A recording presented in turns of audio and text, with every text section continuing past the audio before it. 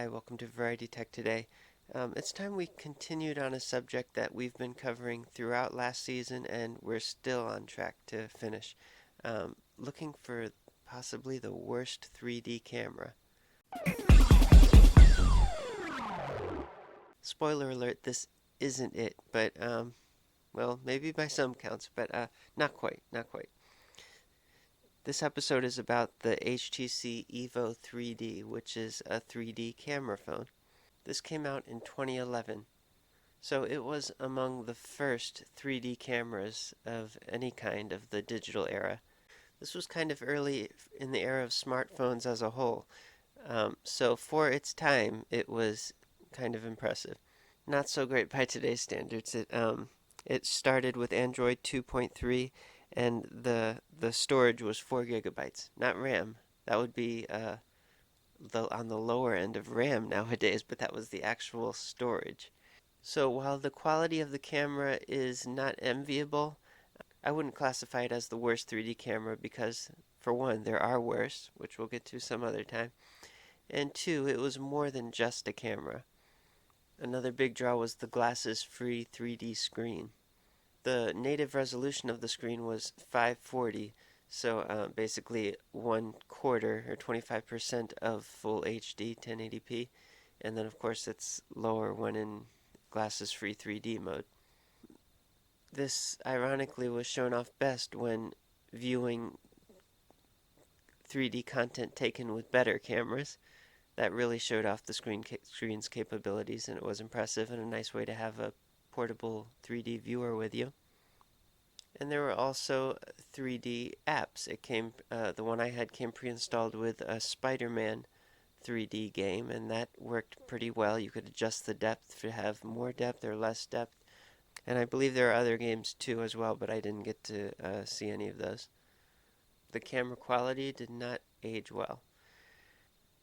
Video was 720p half width, so basically 640 by 720 stretched to 16 by 9.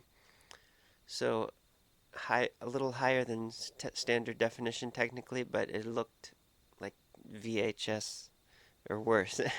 Even in the best of lighting, the video was just the video quality was just not good at all.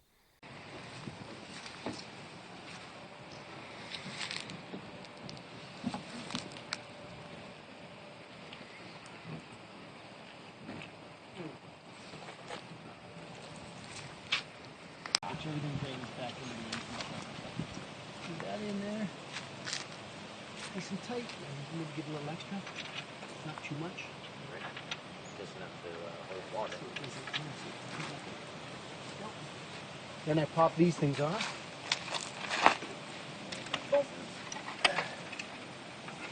Hold the stern down. I kind of bottomed out last week with this thing, you can see. Scrape the bottom of this river. The river is super. Hit it! Here we go. Ready, guys?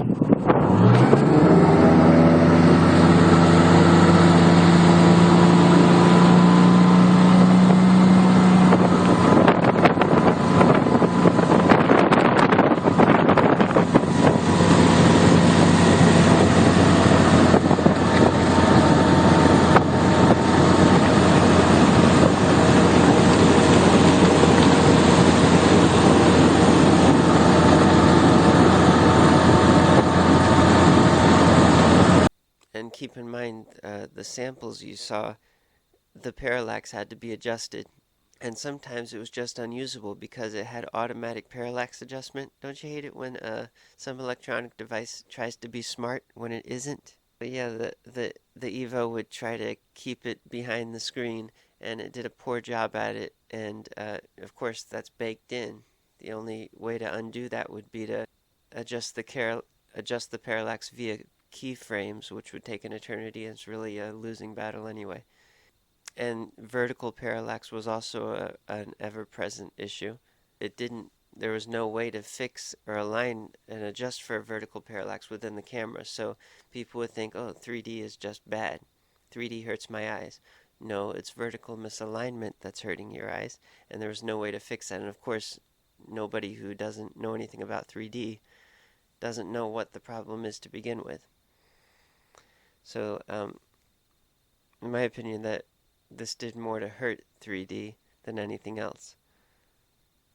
It was just viewed as a gimmick, and people couldn't wait, I'm sure, to get a new phone.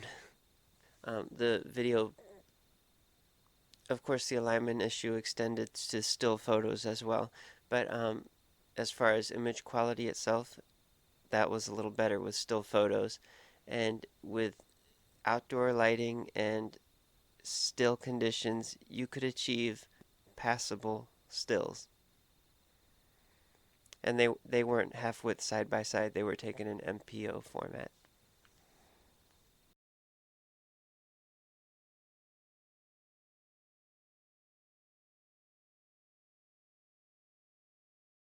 A couple things to mention: it did have LED lighting in between the two camera lenses. It also had a separate shutter button for the camera, a physical shutter button, and a 2D, 3D switch at the top. Alright, I'll see you next time.